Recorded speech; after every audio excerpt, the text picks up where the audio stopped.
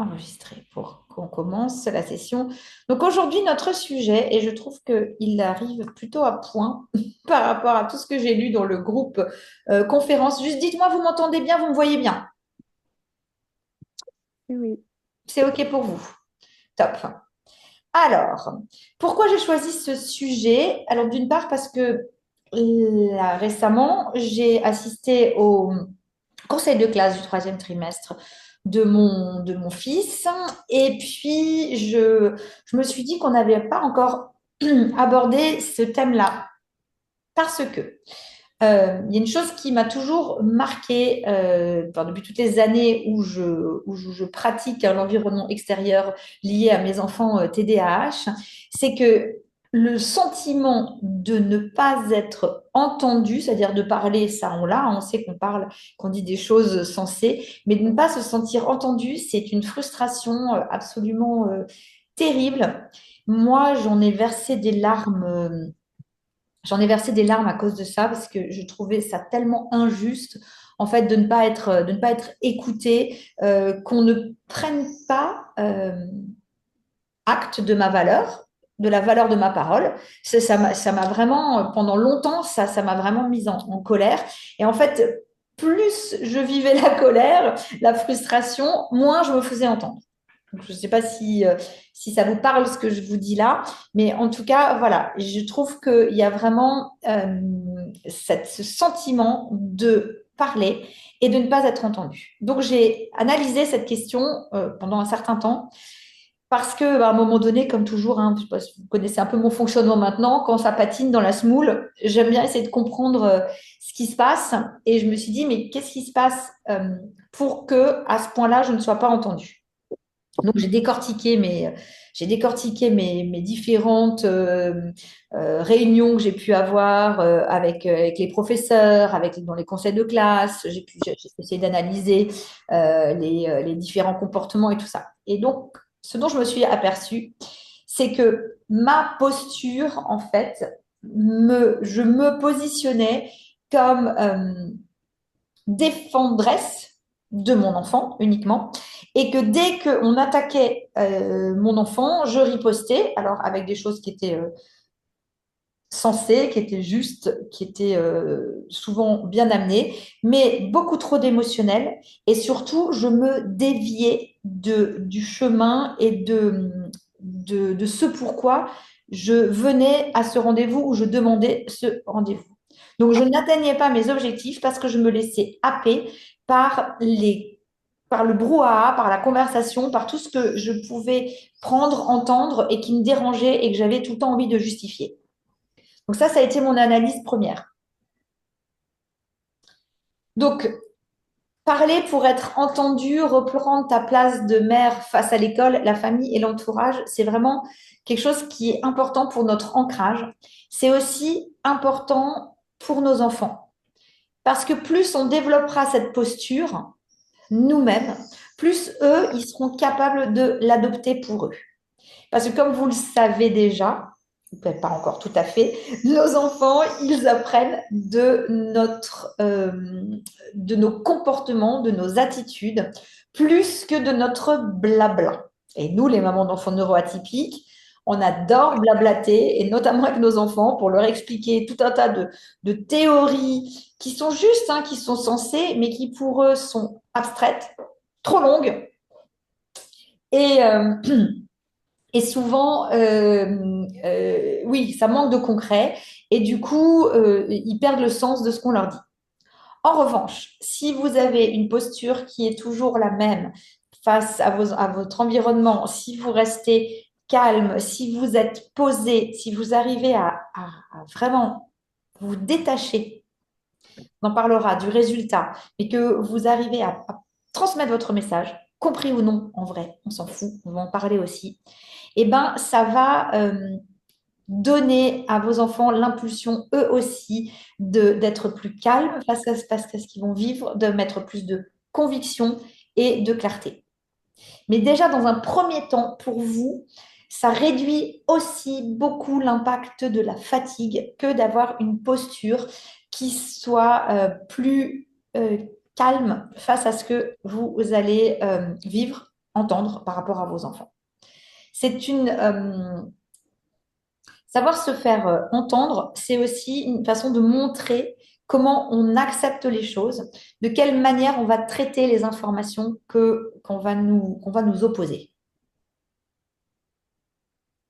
Donc, j'imagine que toutes ces mamans, toutes ces femmes ici, vous avez toutes été déjà confrontées à un prof qui minimise le trouble de vos enfants, qui juge votre éducation ou qui juge juste votre enfant pour ce qu'il est, à un médecin, un professionnel qui comprend pas ce que vous lui racontez, qui va lui aussi ou minimiser ou vous donner une autre théorie que celle que vous vivez quotidiennement, n'est-ce pas? Parce que comme je le dis toujours, je vais vous le répéter aujourd'hui, on est les meilleurs thérapeutes de nos enfants. Donc, où que l'on aille, on sait que notre discours, et ça aussi c'est important de bien se l'ancrer, notre discours est juste.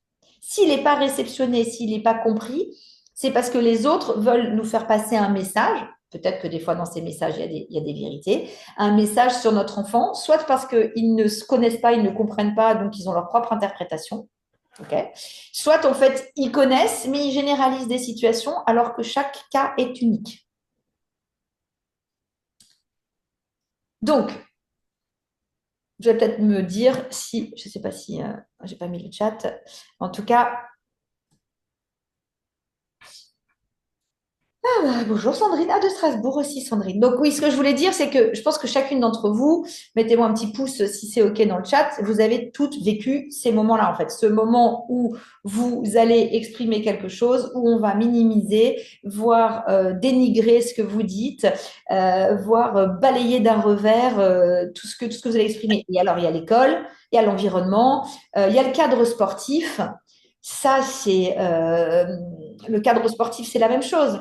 On a aussi, moi je l'ai vécu avec le coach de foot, avec, voilà, il y avait une maman, je ne sais plus si c'était dans le groupe conférence ou ailleurs, qui disait c'est terrible parce que même du coup, dans le cadre des activités extrascolaires, ben, on n'est pas compris, on n'est pas entendu. Moi, je me suis retrouvée face à un coach de foot qui, qui m'avait promis monts et merveilles si mon fils était, enfin, je veux dire, montrer sa détermination et tout. Donc, on a travaillé la détermination pendant une année et au final, rien de ce qui avait été promis n'a été fait. Et en fait, ce qu'il y a de drôle dans tout ça, alors excusez-moi, je vais 2 secondes couper mon micro.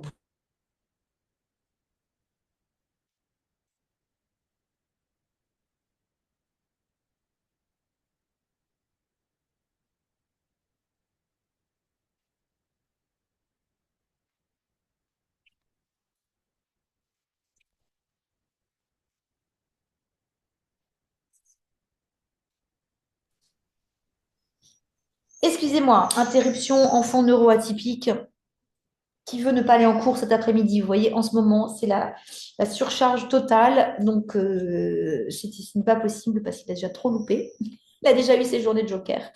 Bon, voilà, bref, revenons à nos moutons. Désolée pour cette perturbation. Une équipe pédagogique géniale. Alors, j'en étais, oui, je racontais cette histoire du prof de sport, enfin, du manager de foot, là, enfin, du manager, du entraîneur de foot, pardon. Et donc, en fait, cet entraîneur, je me suis sentie flouée par rapport à tout ça, par rapport à mon enfant, par rapport à ce que j'avais fait. Et puis, donc, je me suis mise dans un état pas possible, hein. Donc, je pleurais sur le parking et puis finalement j'ai décidé de revenir et de lui dire tout ce que j'avais sur le cœur, etc., etc. Sauf que, en fait, qu'est-ce qui s'est passé? C'est que je suis passée pour une hystérique, que j'ai effectivement dit tout ce que j'avais à dire, mais que c'était pisser dans un violon, parce que de toute façon, eux, ce qu'ils veulent, c'est une équipe qui performe. Et mon fils, il était très déterminé, mais il n'avait pas les résultats. Et puis d'autres élèves arrivent, enfin, bref, peu importe. Et quand je suis rentrée à la maison, mon fils n'était pas là, il m'a dit, mais enfin maman, pourquoi tu te mets dans cet état? C'est pas grave, je m'adapterai à une autre équipe et voilà. Et donc, ce que je veux vous dire aussi, c'est qu'on veut faire passer nos messages, qu'on veut faire comprendre aux autres qui sont nos enfants, et que nos enfants, ils n'ont pas forcément besoin de ça. Nos enfants, ils ont besoin juste d'un soutien inconditionnel et de pouvoir l'exprimer aux autres de façon claire convaincante le plus possible et surtout calme. Parce que, en fait, eux aussi, ça les perturbe euh, qu'on soit agité par rapport à ça. Parce qu'ils se sentent un peu responsables de tout ça et ça accroît aussi leur pression. Donc, c'est tout à fait possible d'arriver à s'exprimer avec force, sans agressivité, sans ressentir une douleur extrême, une déchirure extrême comme on peut l'avoir. Euh, Parce que la principale chose qui nous manque, le principal socle de départ, c'est le manque de confiance qu'on a, qu'on n'a plus. C'est le manque de confiance en nos capacités maternelles. Parce qu'en fait, notre rôle de mère, il est tellement malmené qu'à force, on finit par se persuader que c'est quand même un peu de notre faute, mais que si les autres nous comprenaient, ils pourraient nous aider et on pourrait reprendre cette position de bonne mère. Donc ça, en fait, c'est totalement faux et erroné. Vous êtes, tu es là, toute maman qui est là, vous êtes toutes des très bonnes mères, en fait. C'est l'interprétation des autres où en fait, eux, le fait qu'ils soient démunis, parce que finalement, souvent, l'école, l'environnement extérieur, ils sont démunis, ils savent pas. Ils savent pas. Donc, quand on sait pas un truc, eh ben, on renvoie la patate chaude, on renvoie la patate chaude aux parents, quoi. Donc, je trouve que c'est un peu facile. Donc, à partir du moment où on est responsable de cette patate chaude, eh ben, dans ce cas-là, s'ils nous en donnent la responsabilité, ils ont aussi la responsabilité de nous écouter. Parce que sinon, ils se déresponsabilisent et en plus, ils nous culpabilisent. Donc, il y a des obstacles majeurs par rapport à ça. On en a parlé. Donc, l'école, ils sont pas formés. On en a parlé sur le chat. On en a parlé sur le chat là durant cette semaine. Donc là, on refuse un enfant. On lui dit, tu rentres pas au CP. C'est quoi c'est quoi cette déresponsabilisation des adultes qui sont dans l'école. Alors, on est peut-être, ils ne sont pas formés, certes, mais ils ont quand même une responsabilité. On ne peut pas être seul responsable de nos enfants. C'est quand même, enfin, c'est invraisemblable, quoi. C'est un peu facile à mon sens. Hein.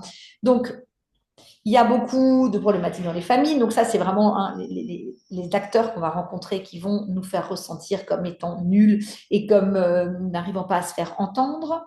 Euh, on est en surcharge émotionnelle, cognitive, logistique.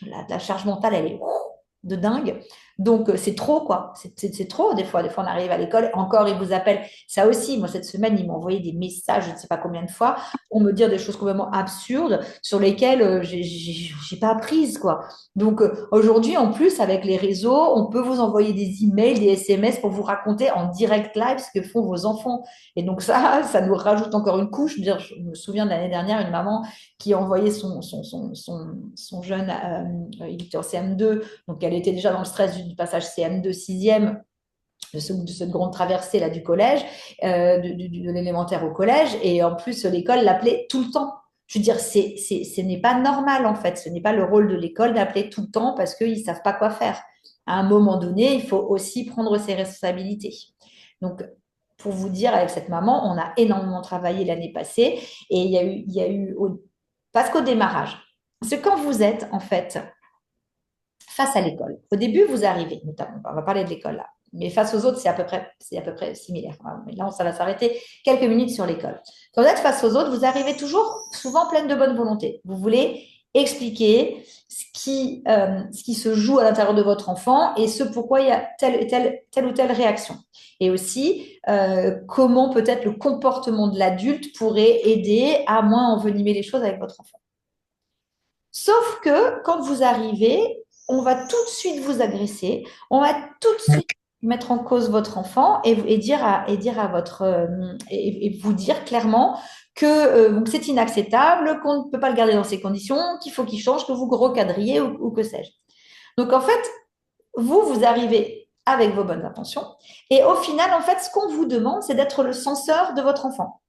C'est-à-dire que du coup, il faut le punir, il faut lui expliquer, il faut lui donner tout l'environnement nécessaire, sauf que vous n'êtes pas à l'école avec vos enfants. Vous n'êtes pas à l'école avec vos enfants, donc vous ne savez pas ce qui s'est passé, vous ne connaissez pas l'intégralité des versions. La plupart du temps, quand vous rentrez, votre enfant, il vous explique sa version qui n'est pas tout à fait souvent la même que celle qui a été dite à l'école, mais en même temps, vous ne savez pas quoi faire parce que vous ne pouvez pas confronter tout ça. Donc, vous venez avec la bonne volonté. À un moment donné, c'est plus la bonne volonté. À un moment donné, il va falloir arriver avec une définition claire de ce qui se passe et une définition claire de ce que vous attendez des personnes en face de vous, de la limite qu'ils n'ont pas à dépasser et de ce qu'ils ont à respecter, tout simplement. Parce que ce soit vous, que ce soit votre enfant, on est tous des humains avec des valeurs communes et avec un respect mutuel qui est normal et naturel. On n'a pas moins de valeur parce qu'on a un TDAH, parce qu'on perturbe plus la classe, parce qu'on a plus de difficultés à se concentrer. On a juste besoin d'adaptation, de compréhension en fait. Oui, on a besoin de quelque chose en plus que ce que eux sont prêts à donner. Donc, quand votre interlocuteur, il n'est pas prêt à donner ce qui pourrait aider, comment voulez-vous qu'en face, un enfant en construction soit capable de lui transmettre ce qu'il veut? Enfin, faut juste, c'est d'une logique imparable. L'enfant, en fait, il va répondre, et en plus, ils sont, enfin, tous, il y a une hypersensibilité à l'environnement. Donc, l'enfant, il va répondre à l'environnement. Moi, je suis capable de capter, je vois tout de suite quel prof, quel instit peut ou non blairer mon enfant. C'est directo. D'ailleurs, me blairer moi aussi. C'est très, très rapide. Après, moi, en tant qu'adulte, je vais savoir mettre des stratégies en place pour essayer de contourner la chose. Mais on ne va pas changer les gens. En revanche, un enfant, lui, un enfant TDAH d'autant plus, il va être en réaction directe. Tu peux pas me voir, il matérialise même pas tellement ça comme ça, mais tu peux pas me voir, je peux pas te voir. Tu me fais braire, je te fais braire. C'est juste naturel parce que en fait l'enfant se comporte comme ce qu'on lui envoie comme miroir.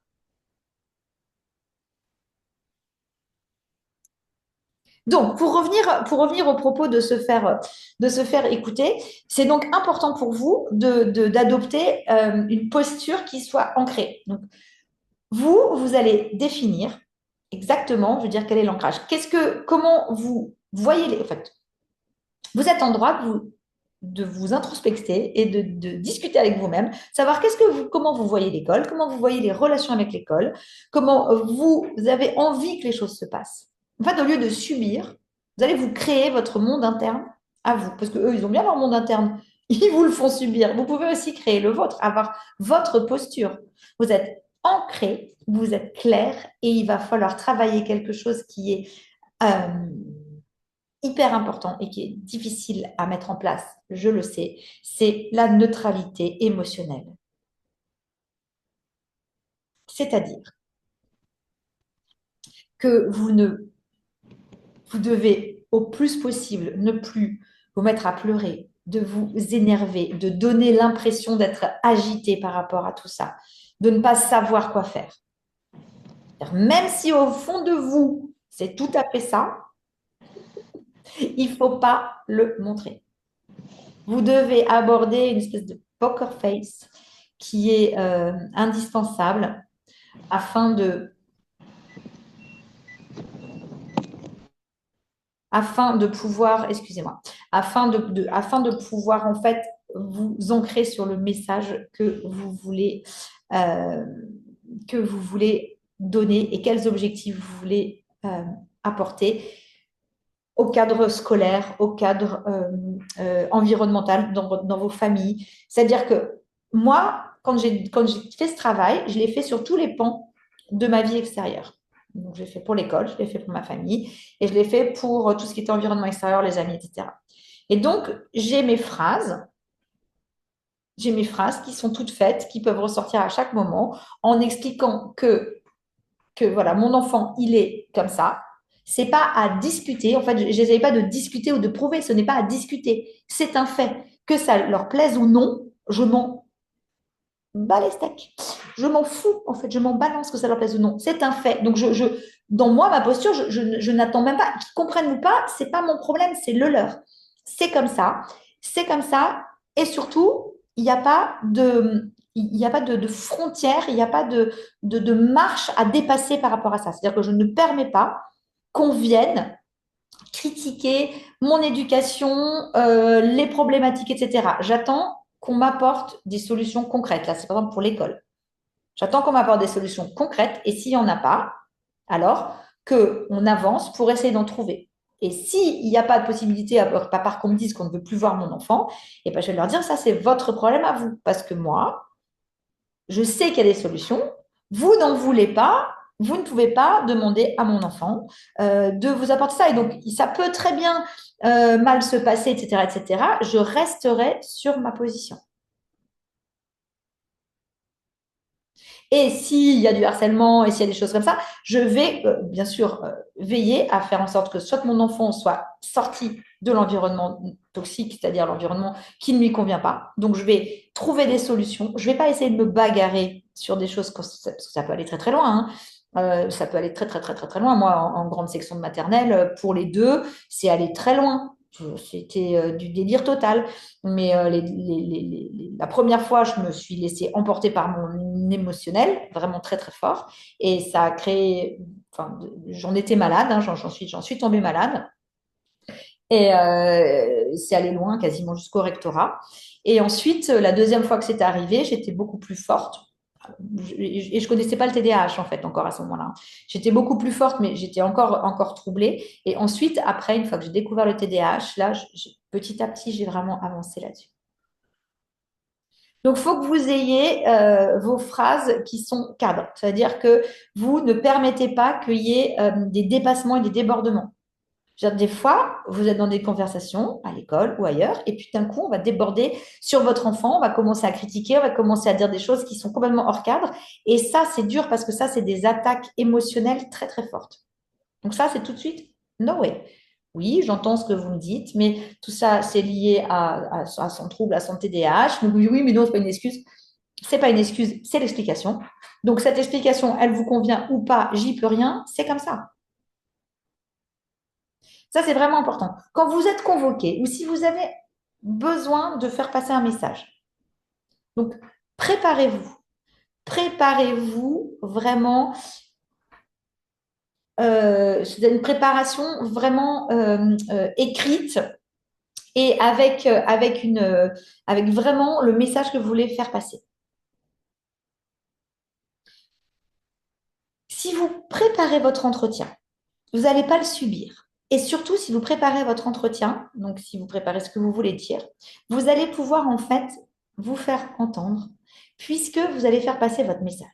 Parce que, en fait, ce qui est souvent difficile pour les professeurs des écoles notamment, et ils ont du mal en fait à entendre le message du parent. Ils sont tellement intrinsèquement convaincus que leur message est le bon. Ça veut dire que leur message est mauvais. Ça veut dire que votre message est universel. Ça veut juste dire qu'on n'arrive pas à faire passer deux messages pour faire une co-création de messages et arriver dans la réalité de ce qu'on voudrait avoir. Donc vous, en fait, pour pouvoir atteindre cet objectif-là, il faut que vous ayez un objectif clair de qu'est-ce que vous voulez faire passer comme message ou qu'est-ce que vous voulez dire ou qu'est-ce que vous avez comme demande. Et à chaque fois que ça va dévier, vous allez répondre, OK, j'entends, mais ça ne répond pas à ma question. Qu'est-ce qu'on peut faire pour ça? Comment on peut améliorer telle situation? On est là pour discuter de ça, pas des fioritures de il bouge, il regarde, il va à gauche, à droite, je ne sais quoi. Parce que tout ça, en fait, ça vous noie. Je ne sais pas si vous voyez ce que je veux dire, si vous comprenez bien ce que je veux vous dire. Donc, il y a des méthodes aussi pour préparer ces entretiens, comme une méthode, alors c'est des méthodes professionnelles, hein, c'est des méthodes même pour créer vos entretiens, etc. C'est la méthode DESC, d'écrire, exprimer, suggérer et conclure. Il faut toujours que vous ayez en fait bien structuré les choses. Parce que c'est difficile des fois parce qu'on est peut-être soi-même neuroatypique, mais surtout, surtout, surtout, je vous le rappelle, parce qu'on parle de nos enfants et qu'à chaque fois, ça nous colle des coups de poignard dans le cœur et que en fait, ça nous déstabilise terriblement. Je ne sais pas s'ils en ont conscience. En tout cas, c'est exactement ce qui se passe. Et que ce soit pour la famille, c'est pareil. Donc, par exemple, en famille, il y a des terrains sur lesquels plus personne ne va jamais. Ils savent que c'est un terrain très houleux dans lequel ils n'ont aucun intérêt à s'aventurer parce que sinon, c'est fin de non-recevoir. Soit ils comprennent, soit ils peuvent pas. Oui, la méthode DESC, c'est d'écrire, donc décrire la situation, exprimer ton ressenti, on suggère une solution et on conclut. Alors, j'avais écrit un petit exemple, je vais vous le lire. Donc, pour décrire la situation, c'est mon fils a du mal à se concentrer plus de 15 minutes. Bon, j'ai pris un truc simple, hein. Mon fils a du mal à se concentrer plus de 15 minutes. Donc, ça, c'est la situation. Donc, je suis inquiète. Donc, oui, alors pourquoi j'avais écrit ça? C'est parce qu'en gros, moi, mon fils, quand il y avait des travaux de groupe, personne ne voulait faire les travaux avec lui parce que au bout de 15-20 minutes, bah, il lâchait. Et donc, les autres estimaient que bah, il foutait rien et que voilà. Et souvent, la plupart du temps, il lâchait au bout de 15-20 minutes parce qu'en fait, lui-même n'arrivait pas à se faire entendre. C'était peut-être un peu trop brouillon ou il avait envie de prendre un peu le lead. Et les autres, en fait, ils étaient agacés par lui et son comportement. Et donc, en fait, ça l'excluait du groupe. Donc, on arrive avec, il n'arrive pas à se concentrer plus de 15 minutes. Donc, ça m'inquiète quand il est exclu du groupe. Donc, est-ce que dans ce cas, il pourrait choisir son groupe, parce qu'il y a des groupes avec lesquels ça marche mieux? Est-ce que vous pourriez lui demander dans quel groupe ça fonctionne le mieux, ou si vous voyez voilà, pas mettre des groupes aléatoires, ou dire aux gens ou dire aux enfants, parce que des fois ça aussi, vous constituez vos groupes, vous constituez vos groupes vous-même, sauf que bah, du coup, il y a des enfants qui se retrouvent exclus. Puis l'année de troisième, mon grand, toute l'année, personne ne voulait faire aucun travaux de groupe avec lui. Il se retrouvait tout seul. Et donc, ça serait une aide pour lui et un soutien. Et puis aussi par rapport à l'enseignant, ben, il se sentirait compris par l'adulte. Et donc, il sentirait qu'il peut aussi aller en référer à l'adulte. Donc moi, je l'ai eu plusieurs fois ce cas-là, par exemple. Et ben aujourd'hui, donc au début c'était un peu chaotique, mais aujourd'hui ils sont capables d'aller se référer, d'aller se référer à l'adulte en disant mais dans ce groupe ça ne fonctionne pas, je préfère le faire seul, ou est-ce que je pourrais choisir mon groupe? Enfin voilà, c'est très important. Donc là c'est un petit exemple, mais ça peut être pour des tas d'autres choses. Là concernant mais en fait on va y venir. On va y venir. Concernant la seconde, là, le passage en première, en fait, depuis le deuxième trimestre, pour eux, c'était évident que c'était pas un passage en première générale et que donc il fallait qu'on obtempère sur une STMG. Donc, moi, ce que j'ai fait, je suis allée voir mon fils, je lui ai dit, c'est quoi ton envie, c'est quoi ce que tu veux toi? Il me dit, moi, je veux rester. Je suis là depuis le CP. Cette école, ça se termine à la terminale. Ça se termine en terminale. Moi, je veux rester en général. Il n'y a pas de STMG dans cette école. Je veux rester en général dans cette école. Donc voilà. Donc, je dis OK, d'accord. Donc on a tenu on a décrit la situation. Donc la situation, c'est que pour Virgile, le fait de changer d'environnement, c'est extrêmement compliqué. Déjà de changer de classe d'une année sur l'autre, des nouveaux professeurs, etc. Changer de place à table, déjà c'est complexe. Donc, c'est quelque chose qu'il n'arrive pas encore à gérer convenablement.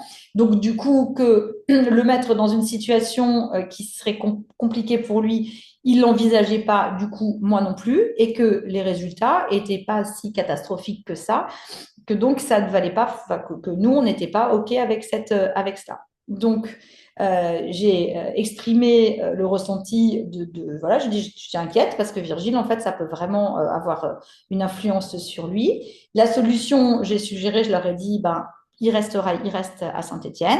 Et eux, ils m'ont dit, donc c'est pour répondre à Anne-Lise, ils m'ont dit, ah ben non, non, il restera pas, hein, parce que le conseil de classe est souverain. Si on décide qu'il part en STMG, ben, j'ai dit, écoutez, vous êtes souverain, vous prendrez votre décision. Mais nous aussi, en tant qu'humains, en tant que mon fils, en tant que moi, on est souverain dans nos décisions. Donc, On verra le moment venu par rapport à ça. Mais j'ai dit, mais vous pouvez aussi, donc là on était en deuxième trimestre, j'ai dit, mais vous pouvez aussi l'accompagner et l'aider dans les matières. Donc là, j'ai conclu, j'ai donné une plus, une conclusion. J'ai dit, vous pouvez aussi l'aider, puisqu'il y a des profs qui étaient un peu surpris. Ah bon, il veut choisir telle matière. Ah bon, il aime l'histoire géo. J'ai dit, bah, vous pourriez aussi peut-être, maintenant que vous le savez, vous intéresser à lui et l'aider pour qu'il puisse développer ses capacités. Donc, moi, j'ai lancé mon truc. Mon fils, il s'est senti soutenu. Et même si l'échange n'a pas abouti à ce que je veux, et c'est là où je veux en venir dans la troisième partie et dernière partie de cette conférence, c'est vous dire qu'en fait, même si l'échange n'a pas abouti à ce que vous voulez, vous avez parlé, vous avez soutenu votre conviction. En fait, un échange, c'est pas obligé de gagner ou de perdre. Ce qui est important, c'est ce que vous avez ressenti durant l'échange. Et je vous assure, quand vous partez de ce postulat-là, vous vous sentez bien mieux parce qu'en fait, vous avez dit ce que vous avez à dire. Et votre enfant, il se sent soutenu. Ça, c'est le plus important. Moi, je lui ai dit, je ne connais pas l'issue. Je ne pense pas qu'il puisse te virer puisque tu n'as pas de problème de discipline. Tu t'es tenu à carreau, bravo. Et de toute façon, tu as 11,5, 12, presque 12 de moyenne. Donc je lui dis, il n'y a pas de raison. Eux, en fait, ils sont dans leurs statistiques, ils sont dans leur délire à eux, et ils y croient. Tu vas perdre 3 points l'année prochaine. Et même si ça doit arriver, ça reste notre problème, c'est pas leur en soi. Eux, il faut qu'ils accompagnent un enfant voilà. Donc on a reçu un papier comme quoi il n'était pas admis en première générale, et puis on était convoqué par le directeur. Et donc Virgile a exposé ce qu'il avait exposé avec la méthode DESC. Je l'ai laissé parler. Ça a duré 5 minutes. Oui, tu es admis d'extrême justesse. Il ne pouvait rien faire d'autre, en vrai de vrai. Et il lui a fait la morale pendant 25 minutes. Et puis on est sorti et voilà, et on s'est dit on va boire un sirop à l'eau là parce qu'il nous a le directeur adjoint. Mais juste vous dire que en fait on a exprimé juste ce qu'on voulait. Alors là pour cette fois-ci on a obtenu. Des fois ça ne marche pas. On a obtenu ce qu'on voulait, c'était le maintien en première générale et voilà. Mais par contre durant toute l'année ça a été compliqué avec les profs, avec ci, avec ça. Ça n'a pas fonctionné. Mais ce n'est pas grave en soi. En fait, ce qui est grave, c'est que ça vous impacte. Parce que quand ça impacte vos enfants par ricochet. En tout cas, vous pensez que c'est l'école qui impacte les enfants. Alors oui, oui, bon, bien sûr, la mauvaise influence de l'école, je vais l'appeler comme ça, elle impacte nos enfants. Mais si nous, à côté de ça, et moi, c'était ma grosse erreur, j'en faisais des caisses et des caisses et des caisses. Donc en fait, à un moment donné, je me suis dit, de toute façon, il va à l'école. Donc comment je peux jauger cela, en fait? Comment je peux me dire que pour moi, le plus important, c'est mon enfant? Et oui, c'est dur. Oui, les profs, ils sont pas conciliants. Oui, bidule, machin. Mais en fait, je peux pas. En fait, j'ai pas. Vous voyez, on s'accroche à quelque chose sur lequel on n'a pas de prise. On n'a pas de prise sur les autres. On n'a que de la prise sur nous-mêmes.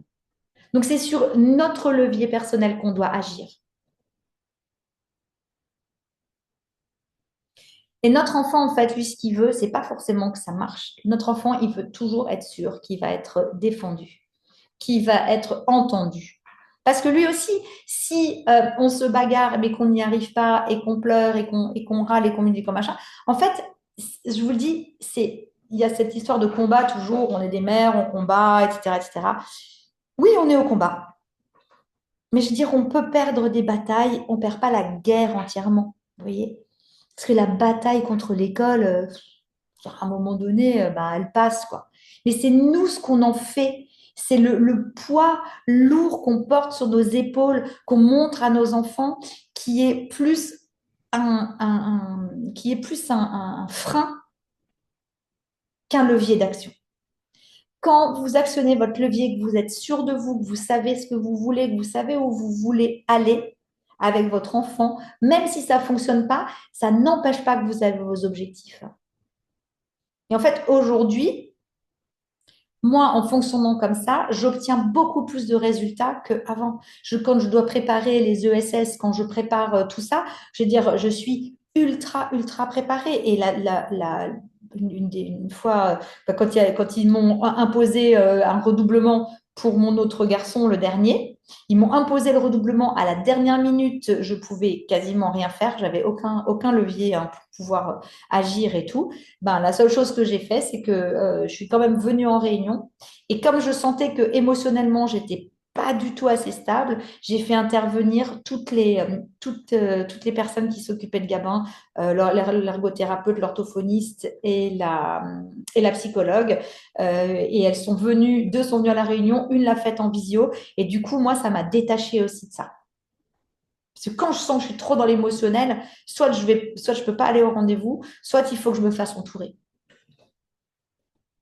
Mais n'oubliez pas, même si l'échange n'aboutit pas, vous avez parlé avec un message clair, avec des objectifs clairs.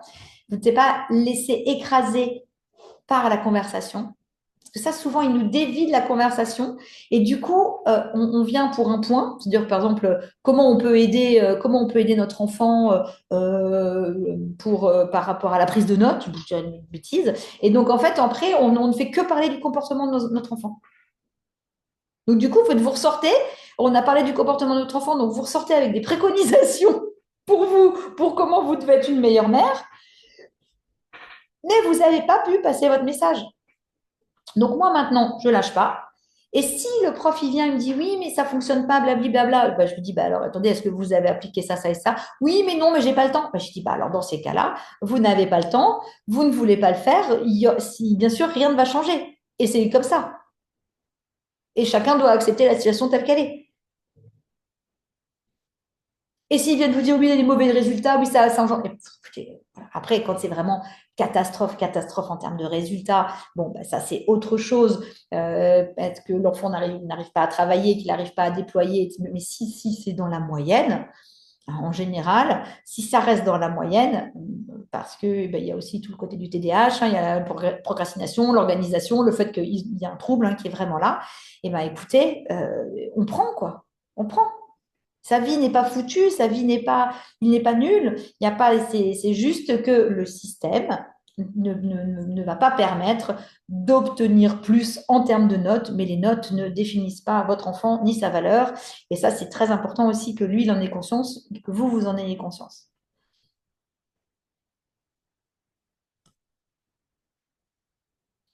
Pour que, en fait, vous puissiez déjà vous retransmettre à vous une vision plus apaisée de la maternité et aussi vous allez montrer qu'on peut s'affirmer sans agressivité, sans s'énerver, sans émotivité, parce que ça, c'est souvent ce qu'on nous reproche. Moi, j'étais une grande hystérique, j'arrivais pas à me retenir, j'en ai des boîtes et des boîtes de mouchoirs, c'était infernal. Et en fait, en étant comme ça, c'était plutôt, là, on vous plaint, oh mon Dieu, c'est pas facile, mais il faut que vous fassiez ci, que vous fassiez ça. Donc, comme je vous dis, je ressortais avec des listes de recommandations longues comme le bras, alors qu'en fait, je pleurais pas à cause de ça, je pleurais parce que j'étais en colère contre eux, en fait. Ma colère contre eux, elle était plus forte. Et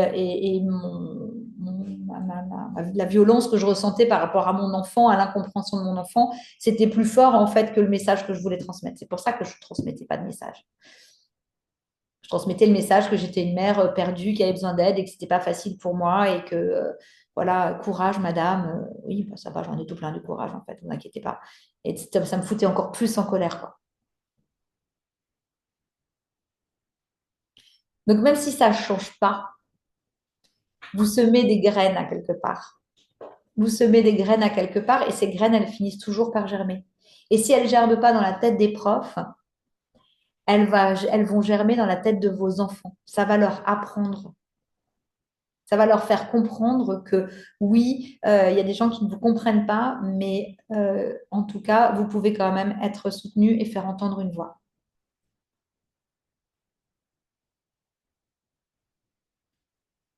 Alors, ça s'apprend, Annelise, enfin ça s'apprend, ça se prépare. Moi, je fais énormément d'exercices de respiration avant et pendant, je respire, mais même pendant le conseil de classe, même quand ils ne parlent pas, j'allais dire, moi, je suis hyper émotive, même quand ils ne parlent pas de mon môme, là, pendant le conseil de classe, ils se sont. ils ont débattu sur des gamins, mais j'avais envie de pleurer tellement je trouvais ça honteux. Et du coup, je respire. Je respire, je respire, je respire. En fait, je laisse pas. euh, je fais un truc. Je dis pas que je pleure pas, hein. Des fois, la porte, elle se referme. Je sens la montée de larmes qui arrive de colère ou d'énervement. Mais devant eux, en fait, je respire, je reste dans mon focus. C'est pour ça qu'il faut prendre des notes. Et il faut rester, je reste dans mon focus. Je regarde mon focus, je regarde mon focus et donc je reste, je suis un espèce de robot avec le sourire comme ça, voilà. J'essaye de comprendre ce qu'ils me disent et de rester sur mon focus de ce que je veux dire. Parce que oui, c'est extrêmement difficile de ne pas pleurer. Moi, j'ai dépensé énormément de boîtes de mouchoirs. Même à un moment donné, je venais avec les boîtes de mouchoirs, hein, voilà. Alors, je me faisais rire, mais au fond, ça me convenait pas du tout, quoi. Donc oui, c'est pas facile, mais vraiment, vraiment, si vous vous êtes préparé, moi je me fais des questions-réponses. Je me dis qu'est-ce qu'ils peuvent me dire comme vacherie. Je me dis qu'est-ce qu'ils peuvent me dire comme vacherie qui vont me faire, qui va me faire beaucoup de mal. Et donc je prépare les vacheries et je prépare les réponses. Et donc, en fait, c'est comme si je me faisais le film. Des fois, je suis avec mon téléphone, je mets des trucs dans le dictaphone, je prends des notes. Vraiment, quand il y a des gros, gros moments, parce que ça arrive, hein, il y a des gros paquets. Il y a eu, là, bah, cette année, il y a eu le rendez-vous quand il a fait les doigts d'honneur à son professeur principal, pardon, je rigole. Quand il a fait les doigts d'honneur à son professeur principal, quand il y avait cette réunion avec le directeur adjoint et tout et tout. Donc là, je savais que ça allait être compliqué. Donc vraiment, je me suis préparée, j'ai écrit, réécrit, réécrit des choses. Et en fait, j'avais quasiment tout évacué. Donc, quand ils sont venus vers moi et qu'ils ont commencé à me balancer leur truc, ben, en fait, il n'y avait plus rien parce que je m'étais déjà écrit et fait le film. Mais c'est vraiment une grosse préparation. Et après, avec le temps, ça devient naturel. Parce qu'il faut bien vous dire une chose, c'est qu'aujourd'hui, le monde, et puis en tout cas l'éducation nationale, même des fois nos parents, bah, ils sont pas, nos amis, etc., ils sont pas prêts pour accueillir la différence. Et puis, bah, nous, on n'a pas eu le choix que de l'accueillir. Donc, moi, ce que je leur dis, j'ai dit, vous n'êtes pas prêts, ça vous convient pas, mais moi, j'ai pas de choix, en fait. Moi, j'ai mon enfant en face de moi, il est différent, je mets des guillemets, hein, il est neurologiquement différent. Bah, ça vous plaise ou non, j'en ai rien à faire en fait, parce que c'est un fait, c'est factuel. En fait, vous voyez, eux, ils s'appuient sur leur éducation, leur croyance, sur ce qu'ils pensent être juste, sur j'ai 20 ans d'expérience dans l'éducation nationale, etc. Oui, c'est un fait.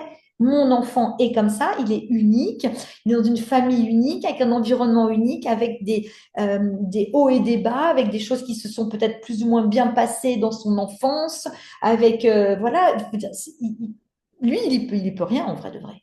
Donc, si ça leur convient pas, si la différence leur convient pas, eh ben, très bien, soit. Moi, je leur dis, je comprends. Mais juste, dans ces cas-là,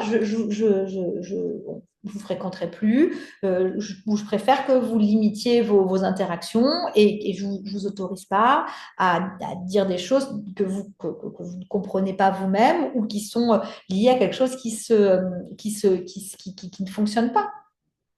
Et en fait, au fur et à mesure, les gens, parce que là, on en parle au début, et si vous n'arrivez pas à faire ça, vous allez, euh, vous allez vous isoler. Il y a un moment donné où, de toute façon, on passe à cette phase d'isolement. C'est-à-dire qu'on s'isole, on se replie sur soi. Mais plus vous allez affirmer les choses, moins vous allez avoir besoin de vous isoler. Et puis vous allez vous rendre compte vous allez vous rendre compte qu'il y a des personnes qui vont vous dire ah ben désolé, on ne savait pas, on le refera plus. Voilà, moi il y a des gens, j'ai dit ok, c'est pas la peine, on va pas se comprendre et c'est pas grave. Et puis il y en a d'autres qui ont été beaucoup plus ouverts en fait et beaucoup plus compréhensifs. Et puis, vous vous tournez vers des groupes comme ici, où on est toutes les mêmes, on vit toutes la même chose, on comprend les mêmes choses, on ne va pas se juger, voilà. Et puis, les êtres humains, les autres humains, ils ont aussi leurs problématiques, ils ont leurs maladresses, ils sont, voilà.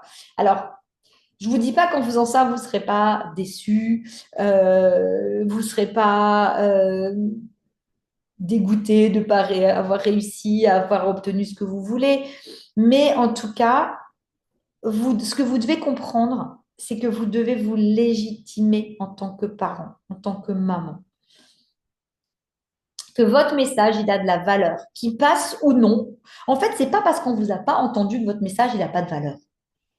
C'est pas parce qu'on n'applique pas les PAP, les PPS, les PPRE, les je ne sais pas quoi, tout ce qui n'est pas appliqué, que ça n'a pas de valeur, en fait. C'est ça qu'il faut vous dire. C'est parce que c'est frustrant, tellement frustrant. Mais en fait, vous allez, grâce à tout ça, en fait, vous allez grandir de l'intérieur, vous allez apprendre encore à être plus clair, plus intelligible dans votre discours et que votre discours, il ne soit euh, pas remis en question, en fait. À partir du moment où vous décidez que c'est comme ça et pas autrement, de façon claire, intelligible et sans aucune contestation, tout en étant calme et posé, je vous assure que c'est tout à fait possible d'obtenir déjà des choses. Vous allez au début peut-être grignoter que des parts de marché. Et puis à des moments, vous allez être beaucoup plus stable par rapport à ça. Ça prend du temps, c'est un chemin. Mais ce chemin, vous devez le faire pour vous et pour vos enfants. Parce que votre ultime rêve, c'est d'aider vos enfants. Donc, en montrant le chemin, vous aidez vos enfants. Ça, c'est sûr.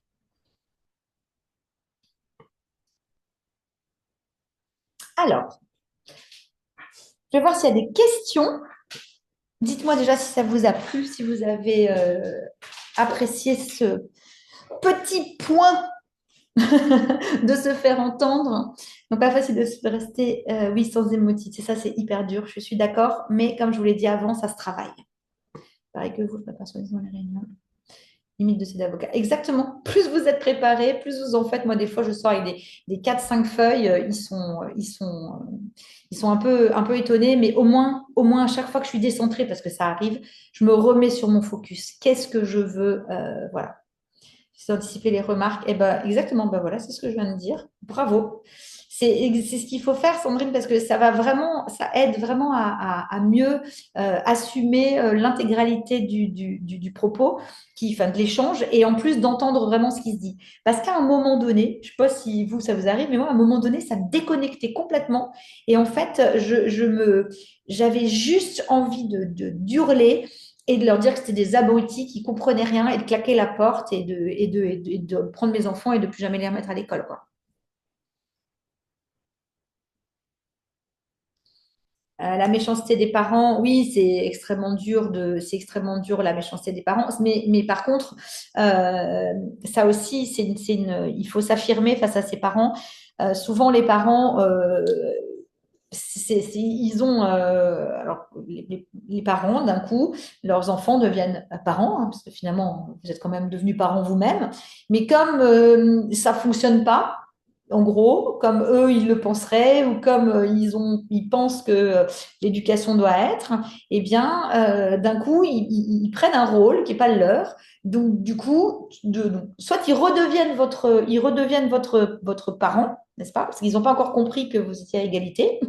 Donc, c'est bien de leur expliquer. Vous pouvez aussi préparer une petite réunion comme ça où vous expliquez à vos parents que, en l'occurrence, aujourd'hui, vous êtes adultes et donc, c'est pas parce qu'ils sont vos parents que vous restez, je veux dire, leur inférieur. Enfin, même nos enfants ne sont pas nos inférieurs, hein. C'est une image que je donne. Mais voilà, en gros, vous êtes au même niveau. Donc, en fait, quand ils vous parlent, vous n'êtes plus leur fille de 8 ans, 10 ans, 15 ans.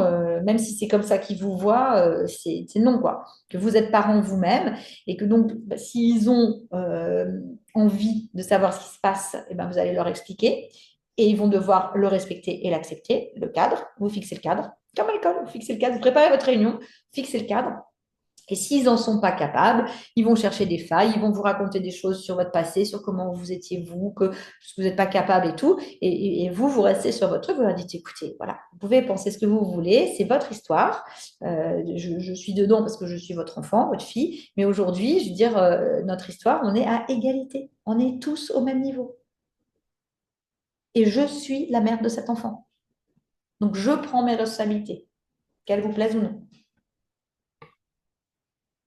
Oui, alors s'isoler, on s'isole par la force des choses, exactement, mais en revanche, c'est une très mauvaise idée. Parce que quand on s'isole, on devient, on devient prisonnier de notre propre, de nos propres pensées, de notre propre façon de voir les choses. Et du coup, alors là, la clarté, l'ouverture, tout ça, on n'en a plus parce qu'on est justement uniquement replié sur nos enfants et on est constamment après eux pour leur bien et mes petites guillemets, vous les connaissez maintenant, celle-là, c'est pour leur bien, c'est pas tout à fait vrai, c'est surtout pour nous rassurer, nous. Parce que quand on s'isole, on commence à rentrer dans une espèce de dépendance affective dont il faut quand même se méfier parce qu'en gros, on dépend du fait qu'eux aillent bien. Donc ça aussi, il faut faire très attention. Nos enfants, là aujourd'hui, je sais qu'il y a eu un échange, voilà. Nos enfants ont des moments où ils vont pas bien. Ils sont comme nous, et il y a des moments où ils vont pas bien. Et comme ils sont dérégulés émotionnellement et comme c'est des enfants, ça peut être dans des grosses extrêmes. Et donc du coup, nous, d'un coup, on n'est pas bien non plus parce que nos enfants sont pas bien, parce que notre bonheur dépend du leur. Donc non, on doit créer notre bonheur. Plus nous, on sera en joie, en bonheur, ancrés, à l'écoute de ce qu'ils vivent, vraiment en les accompagnant, plus eux, ils auront donc cette possibilité de créer leur propre bonheur. Mais on ne peut pas dépendre du bonheur de nos enfants. Je sais que ça, c'est aussi quelque chose qui est important à bien enregistrer.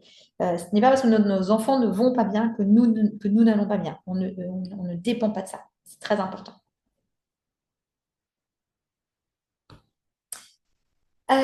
On s'isole avec certains profs dans certaines situations. On n'a juste pas d'autre choix que de laisser tomber et de revoir ses priorités. Oui, Sandrine, tout à fait. Mais tu revois pas tes priorités en fait. Tu te dis juste que cette personne, elle n'est pas en capacité de s'adapter et que voilà, à partir du moment où ça reste dans un cadre où c'est OK, parce que s'il commence à y avoir du harcèlement, s'il commence à y avoir des choses, enfin, des choses qui sont pas nettes, il faut impérativement venir revenir pour discuter ou en tout cas aller voir des instances supérieures pour ne pas laisser créer des environnements délétères pour l'enfant, quoi. Et si ça ne va pas, hein, moi je dis souvent aux gens, il faut quand même penser à externaliser les enfants de certaines écoles où ça s'envenime, où ça ne convient plus, quoi. Ça fait du bien au moral de vous entendre. Et bah c'est nickel, vous allez passer un bon petit week-end aujourd'hui. Merci Virginie, super. Bah, merci Charline, j'espère que ça t'a aidé un peu. D'entendre toutes ces choses, parfait. Mais ça fait du bien, le chemin est déstabilisant jusqu'à ce que l'on... Oui, oui, c'est ça. Et en fait, c'est ce qu'ils cherchent à faire, hein. Ils cherchent à nous déstabiliser pour qu'on n'ait pas voix au chapitre. Et puis eux, ils sont formatés. Ils sont formatés. C'est vraiment un formatage, l'école. Donc moi, je veux dire, on sait qu'on s'attaque à quelque chose qu'on ne pourra pas forcément, dans laquelle on ne pourra pas vraiment gagner. Et donc moi, je me dis, je manage, j'habille Paul, je déshabille Jacques, je comprends que ça fonctionne comme ça en fait. Je fais plutôt une espèce de ping-pong ou de puzzle que je réemboîte chaque année de façon différente pour que ça tienne peu ou prou. Je me dis à un moment donné, je vous avoue que je voulais pas tellement de redoublement, vous allez rire, hein, je me suis dit parce qu'encore une année de plus, oups, j'avais pas tellement envie. Voilà, donc c'est important de pas se laisser déstabiliser. Et c'est ça l'enjeu de ce que je veux vous dire. Quand vous avez vos objectifs, parce qu'en fait, enfin, Charline, je pense que c'est toi qui étais là ces quelques jours sur le groupe avec l'histoire du CP de ton garçon. Ça, c'est inadmissible en fait. C'est inadmissible. Et ils ont amené les choses de manière à et a priori, en plus, c'est pas ton premier enfant. Donc, tu vois, je veux dire, t'as l'habitude ben, là, ils ont joué un jeu qui est extrêmement, enfin, qui est vraiment très, très malhonnête. Et ce comportement-là, c'est normal que tu sois déstabilisé aujourd'hui, quoi. Mais il y a zéro accompagnement. Mais de toute façon, ça, c'est, enfin, moi, je dis, je sais pas, c'est interdit. Il faut une école pour ton fils au CP, là. La loi ne le permet pas, ce qu'ils viennent de faire, hein. Pour moi, ça, c'est évident, la loi ne le permet pas. Donc, oui, ah bah oui, oui, c'est toi. Oui, je viens de voir, du coup, comme je vois le message. La loi ne le permet pas, hein. Il faut impérativement il faut, oui, oui. enfin, n'importe quoi. Un enfant qui rentre au CP, on lui dit on ne le prend pas à l'école, on a tout fait. Enfin, très sincèrement, moi, les deux grandes sections à chaque fois, ça a été catastrophique, hein. Elle vient de me dire que ce midi, que si elle s'est fait aider par le rectorat. Ah, donc c'est bon? Ils acceptent, ils acceptent, bah oui, bah, je pense qu'au rectorat, ils ont dû lui dire que c'est pas possible, quoi. C'est impressionnant même de vous avoir dit ça. Enfin, moi, je trouve ça, enfin, de t'avoir dit ça, je trouve ça complètement fou. Alors, reprenons. Stéphanie, mon papa disait toujours, on ne peut pas changer les autres, on peut juste choisir de se changer soi-même. Exactement. Et elle est super, cette phrase. C'est notre levier personnel qui est le plus utile pour changer la situation. Et il y a une autre phrase que j'adore, c'est la douleur est obligatoire. Donc, on va avoir mal, on va trébucher, il va nous arriver des choses qui ne nous conviennent pas. Mais la souffrance est optionnelle. En fait, c'est ce qu'on en fait derrière qui peut accentuer les choses ou bien faire que ce soit pas neutre, mais qu'on arrive à trouver des meilleures solutions. La douleur est obligatoire. Là, même pour nos enfants, même quand vous me dites, oui, mais je veux pas qu'ils souffrent, c'est obligatoire. Tout le monde souffre, tout le monde a de la douleur, tout le monde a de la peine, tout le monde a des moments où ça ne va pas. Mais par contre, c'est souffrir longtemps, inutilement, rabâcher, ruminer, qui crée la souffrance et qui crée en fait le fait qu'on se sente tiré vers le bas et qu'on n'arrive plus à avancer. Elle a le soutien du rectorat, mais comment c'est possible d'avoir le soutien du rectorat? Comment c'est possible que le rectorat dise qu'un enfant ne peut pas être accepté en classe? Il y a un truc qui m'échappe là. Il y a vraiment un truc qui m'échappe. C'est pas possible. Enfin, vraiment, c'est pas possible. L'école est obligatoire. Enfin, l'instruction est obligatoire et on ne peut pas vous imposer l'instruction en famille. Donc, je ne comprends pas. J'appellerai quand même le rectorat ou l'académie. Ouais, c'est pas mal. Ouais, ouais, c'est ça, Sandrine. Moi, je suis assez d'accord, hein. Des fois, ils disent des choses, mais c'est pas, voilà. Au revoir, Sandrine. De toute façon, je vais terminer, hein, parce que 14 heures, il faut que je reparte aussi. Mais c'est impossible enfin, il y a forcément une autre école. L'année dernière, moi, j'ai une maman qui a subi pareil le harcèlement. Elle était en moyenne section. Elle a réussi il a changé d'école. Enfin, j'ai déjà entendu ça, hein. Il y a déjà eu des grosses histoires, c'est pas la première fois que j'entends. Mais c'est-à-dire qu'il n'y ait pas une autre école qui puisse admettre votre fils, ça, il y a un truc qui cloche, quoi. Je comprends pas. Donc ça, c'est vraiment, là, il y a vraiment quelque chose qui cloche. Je pense qu'il faut vraiment creuser là-dessous en disant qu'il y a bien, ou alors chercher une école. Je ne sais pas s'il y en a d'autres dans l'entourage, ou alors chercher une école avec une direction qui correspondrait mieux aux besoins de votre fils, quoi. Et un encadrement pédagogique qui correspondrait mieux. Pas forcément alternatif, hein, mais il y a des écoles publiques ou privées qui fonctionnent, hein. C'est ça, le service de l'école inclusive. Oui, oui, au rectorat, il y a un service spécial. Et c'est impossible qu'ils aient accepté ça, quoi. Là, pour moi, c'est de la manipulation de la directrice pure et simple, hein. Je trouve ça dingue, mais c'est fou.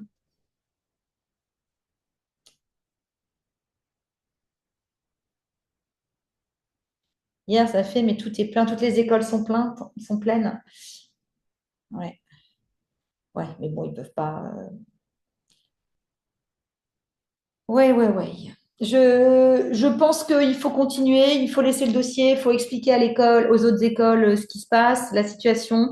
Il faudrait essayer de voir une assoce, un avocat, quelqu'un qui pourrait vous conseiller.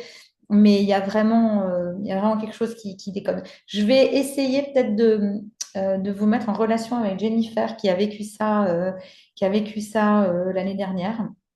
Et ça va encore continuer un peu cette année.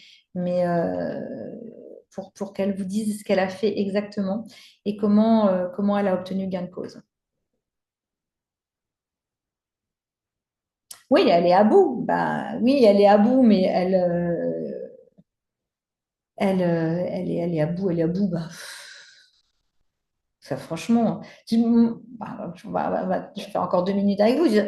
Il fait quoi, votre fils? Il est agité, il est colérique, il tape, il fait quoi? Il a un top. Donc, il est dans l'opposition constamment et dans la provocation, c'est ça? Oui. Ah, bah, moi aussi, il avait un top sévère, hein. Mais il bouge, il respecte pas les consignes, c'est ça. Et puis, il a des grosses difficultés de concentration. Du coup, il assimile pas forcément tout ce qui est scolaire, alphabet, des comptes et tout, quoi. Ah bah voilà, merci Stéphanie. Faut télécharger ça, Charlie. Mais ouais. Donc bah oui, il tape, il hurle, monte sur les tables et déchire les cahiers. Oui, mais d'accord.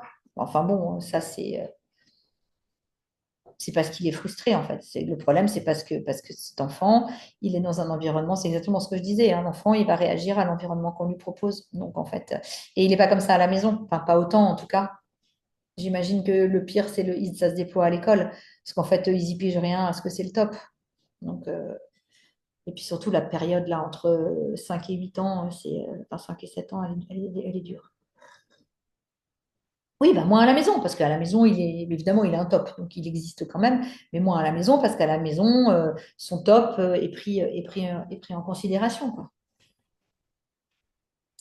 Donc voilà, je vais demander à Jennifer qu'elle se mette en relation avec vous, Charline, pour qu'elle vous fasse, pour voir si elle peut bien vous expliquer comment elle a fait. Oui, les textes de loi, cherchez vraiment tout ce qui peut, je veux dire, jouer enfin, en la faveur de la loi, quoi.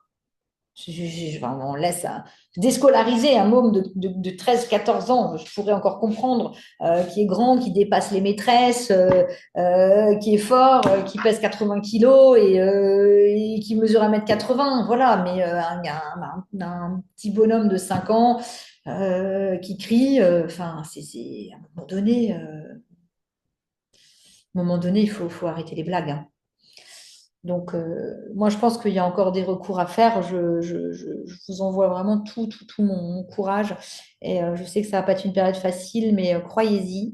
Écrivez votre intention et votre objectif que votre fils soit scolarisé en CP à la rentrée, à quelque part, dans un endroit bien. Et vous allez trouver les bonnes ressources par rapport à ça. Et la directrice, ben, si elle est à bout, on est désolé pour elle. Voilà. Mais en tout cas, moi, je suis à bout. Je fous pas un gamin à la rue, quoi. C'est pas, voilà. C'est pas une réaction d'adulte, quoi. Donc, on se demande des fois qui sont les enfants. Bref. Je vous souhaite une excellente après-midi. Je vous dis à bientôt pour la prochaine conférence. J'ai pas encore décidé du sujet. Si vous avez envie de me proposer des sujets dans la conversation de conférence, vous n'hésitez pas. Je vous embrasse toutes bien fort. Soyez bien. Voilà, je vous envoie un cœur. Je vous aime. Et les ados, j'adore les ados, j'en ai deux. Ça marche.